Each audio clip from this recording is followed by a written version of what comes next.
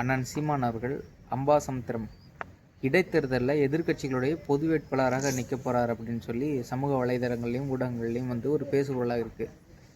எப்பொழுதுமே சொல்கிறது ஒன்று தான், சாப்பாட்டில் மட்டும்தான் கூட்டு போடுவேன், சண்டையிடுறது தனியாகத்தான் அண்ணன் சொல்லிகிட்டே இருக்கார். அது மாதிரி தான் அவருடைய கொள்கை பிடிப்போடு இருக்கிறவர். ஏண்டா நாங்கள் என்ன இன்ஸ்டாகிராம் ரீல்ஸ் வச்சும், ஃபேஸ்புக் ரீல்ஸ் வச்சும், யூடியூப் ரீல்ஸ் வச்சும் வந்து ஆட்சியை பிடிச்சோமா, இல்லை வந்து இளைஞர்களுடைய மண்டை கழுவி நாங்கள் ஆட்சியை பிடிச்சோமா?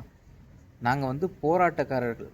மக்களுடைய வழிகளை வந்து நாங்கள் உணர்ந்து எங்களுடைய இனங்களை அன்றைக்கி கொன்று குவிக்கும் போது அதை தாங்க முடியாமல், சகிச்சிக்க முடியாமல், மத்திய அரசும் மாநில அரசும் எங்களுடைய இனங்களை கொன்று குவிக்கும் போது ஒன்றுமே செய்ய முடியாதனால இவர்களை நம்பி இனிமேல் ஒன்றும் இருக்காது, நாங்கள் தான் நம்மளே இறங்கி இனிமேல் நம்மளுடைய பணிகளை செய்யணும், மக்களுக்கான போராட்டங்கள் நம்ம செய்யணும் அப்படின்னு சொல்லி களத்தில் இறங்குனது வந்து நாம் தமிழர் கட்சி அண்ணன் சீமான் அவர்கள். அதை புரிஞ்சிக்காமல் கீழே கமெண்ட்ஸில் வந்து எந்த ரூமர் வந்தாலும் சீமான் வந்து திருநதி திருடன், சீமான் வந்து எங்கே நின்னாலும் டெபாசிட் எடுக்க வைப்போம் அப்படின்னு, நீ வந்து நாங்கள் ஜெயிக்கவே வேணாம், கடைசி வரையும் இப்படியே போராட்டியே இருந்துட்டு போகிறோம், எங்களையும் ஒரு நாள் தேடக்கூடிய நாள் இருக்கும், ரொம்ப நாள் அது சீக்கிரம் வந்துடும். அது வந்து சீமான் அவர்களது தத்துவத்தோடு நிற்கிறார், தனித்து நிற்பார். அவர் வந்து தனித்து இருந்தாலும் தத்துவத்தோடு இருப்பார். அவர் ஏற்கனவே சொல்லியிருக்காரு, தனி மனிதனை பின்பற்றக்கூடாது, தத்துவத்தை தான் பின்பற்ற வேண்டும்.